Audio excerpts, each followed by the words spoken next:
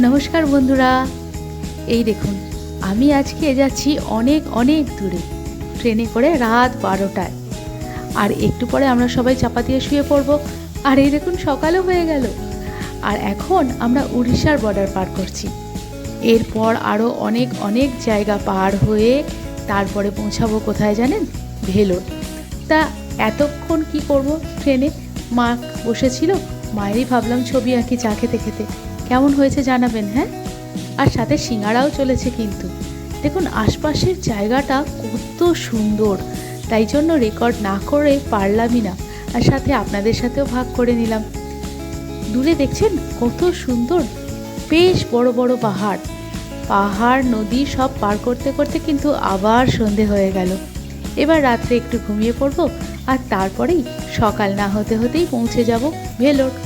এই যে পৌঁছে গিয়েছি। চলুন খুব তাড়াতাড়ি দেখা হচ্ছে পরবর্তী একটা ব্লগে। এখানে কি করব সব কিছু নিয়ে।